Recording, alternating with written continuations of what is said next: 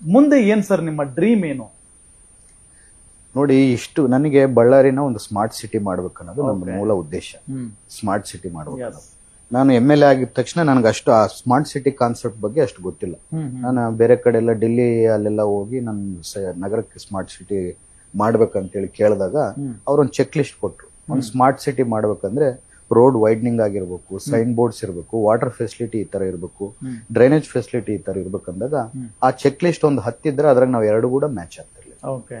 ಅದು ನೋಡ್ಕೊಂಡಿದ ತಕ್ಷಣ ನನಗೆ ಏನ್ ಅನಿಸ್ತು, ನನ್ನ ಊರು ಇಷ್ಟು ಹಿಂದುಳಿದಿದೆ, ನಾವು ನಮ್ಮೂರಿಗೆ ಒಂದು ಸ್ಮಾರ್ಟ್ ಸಿಟಿ ಕೇಳಕ್ ಹೋದ್ರೆ ಆ ಚೆಕ್ ಲಿಸ್ಟ್ ಅಲ್ಲಿ ಒಂದು 10 ಪಾಯಿಂಟ್ಸ್ ಇದ್ರೆ ಅದ್ರಾಗ 2 ಕೂಡ ನನಗೆ ಮ್ಯಾಚ್ ಆಗ್ತಾ ಇಲ್ಲ ಅಂತೇಳಿ ನಾವು ಬಳ್ಳಾರಿಗೆ ಬಂದು ನಾವೆಲ್ಲ ರೋಡ್ ವೈಡ್ನಿಂಗ್ಸ್ ಆಗಿರ್ಬೋದು, ಹೊಸ ಡ್ರೈನೇಜ್ ಸಿಸ್ಟಮ್ಸ್ ಆಗಿರ್ಬೋದು, ಮತ್ತೆ ಸೈನ್ ಬೋರ್ಡ್ಸ್ ಆಗಿರ್ಬೋದು, ಹೊಸ ಏನೇನು ಯಾವ್ಯಾವ್ದು ರೀತಿಯಲ್ಲಿ ಮಾಡ್ಕೋಬಹುದು, ಅದಕ್ಕೆ ಏನ್ ಆ ಚೆಕ್ ಲಿಸ್ಟ್ ಗೆ ನಾವು ಮ್ಯಾಚ್ ಆದ್ರೆ ಅಲ್ಲಿಂದ ಸ್ಮಾರ್ಟ್ ಸಿಟಿ ಅಂತ ನಾವು ಅನೌನ್ಸ್ ಮಾಡ್ಕೊಂಡ್ರೆ ನಾಳೆ ಬೆಳಿಗ್ಗೆ ನಮ್ದು ಕೂಡ ಒಂದು ಹುಬ್ಳಿನೋ ಬೆಳಗಾಮು ಆ ರೀತಿಯಲ್ಲಿ ದೊಡ್ಡ ಮಟ್ಟದಲ್ಲಿ ನಮ್ಮ ನಗರ ಕೂಡ ಬಳ್ಳಾರಿ ನಗರ ಆಗುತ್ತೆ ಅನ್ನೋದು ಒಂದು ಕನಸು.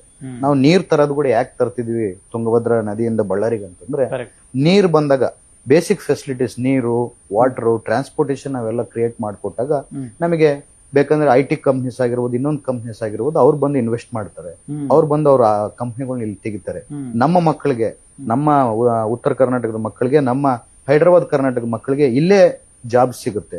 ನಮ್ಮ ಮಕ್ಕಳು ಬೆಂಗಳೂರಿಗೆ ಹೋಗಿ ನಾವ್ಯಾಕೆ ದುಡ್ಕೋಬೇಕು ಅಂತ ಬೆಂಗಳೂರಲ್ಲಿ ಇದ್ದಂತ ಕಂಪ್ನಿಗಳೇ ನಮ್ಮ ಬಳ್ಳಾರಿಗೆ ತರಿಸ್ಕೊಂಡು ನಮ್ಮ ಮಕ್ಕಳಿಗೆ ಉದ್ಯೋಗ ಸೃಷ್ಟಿ ಮಾಡ್ಬೇಕು ಅನ್ನೋದು ಒಂದು ಕನ್ಸಿಟ್ಟು.